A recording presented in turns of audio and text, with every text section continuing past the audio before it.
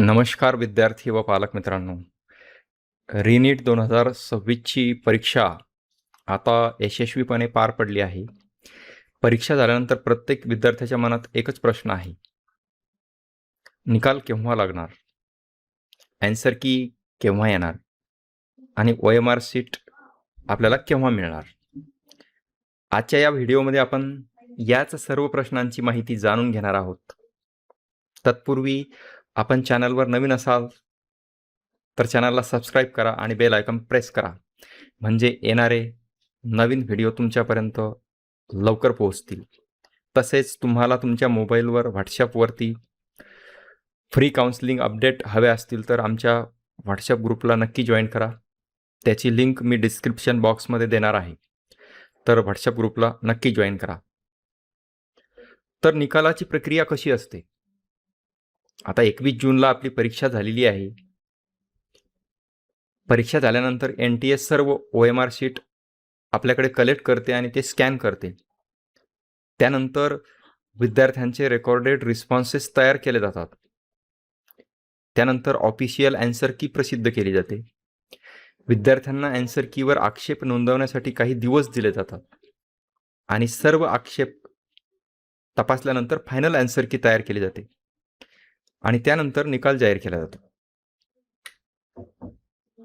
अशा प्रकारे OMR scan, answer की, फायनल ॲन्सर की आणि रिझल्ट अशी ती प्रक्रिया असते. ऑफिशियल ॲन्सर की केव्हा येऊ शकते? मागील वर्षांच्या अनुभवावरून पाहिले तर परीक्षा झाल्यानंतर साधारणतः 15 ते 17 दिवसात ऑफिशियल ॲन्सर की येत असते. मात्र मागची जी आपली 3 मेची परीक्षा झाली त्यावेळेस त्यांनी प्रोव्हिजनल ॲन्सर की 3-4 दिवसामध्येच दिली होती. ती सुद्धा येऊ शकते, परंतु मागच्या ट्रेंडनुसार ती 15 ते 17 दिवसांमध्ये आपल्याला मिळते, प्रसिद्ध केली जाते. त्यामुळे रिनीट 2026ची ऑफिशियल ॲन्सर की ही साधारणतः म्हणजे 21 तारीख म्हणजे आपले 9, साधारणतः 5 ते 6 जुलैपर्यंत आपल्यापर्यंत मिळू शकते. OMR रिस्पॉन्स शीट केव्हा मिळते? ॲन्सर की सोबत विद्यार्थ्यांना त्यांची OMR रिस्पॉन्स शीट आणि रेकॉर्डेड रिस्पॉन्स उपलब्ध करून दिले जातात. यामुळे विद्यार्थ्यांना स्वतःचे गुण तपासता येतात. आता सर्वात महत्त्वाचं आहे की निकाल लागण्याची शक्यता.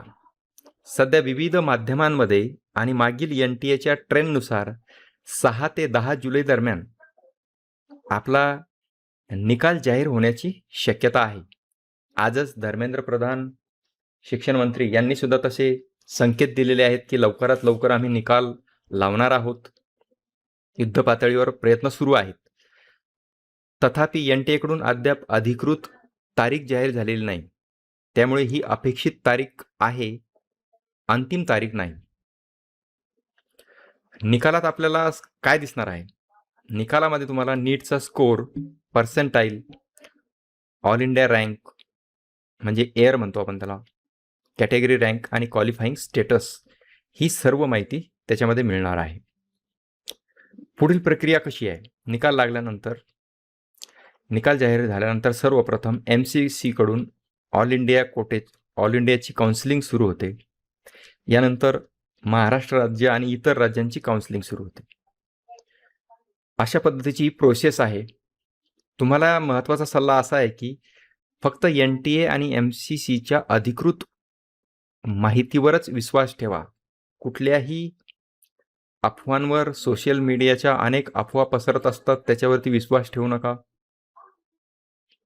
NTAच्या ऑफिशियल वेबसाईटला व्हिजिट करा आणि आम्ही तर आमच्या चॅनलद्वारे तुम्हाला योग्य माहिती अपडेट देत राहणार आहोत. त्यासाठी तुम्ही चॅनलला कनेक्ट राहा. निकाल, ॲन्सर की, OMR शीट, काउन्सिलिंग संदर्भात सर्व अपडेट्स मी या चॅनलवर देत राहणार आहे. त्यामुळे व्हिडिओ आवडला असेल तर व्हिडिओला लाईक करा, शेअर करा आणि चॅनलला सबस्क्राईब करून बेल आयकॉन दाबा. जय हिंद, जय महाराष्ट्र.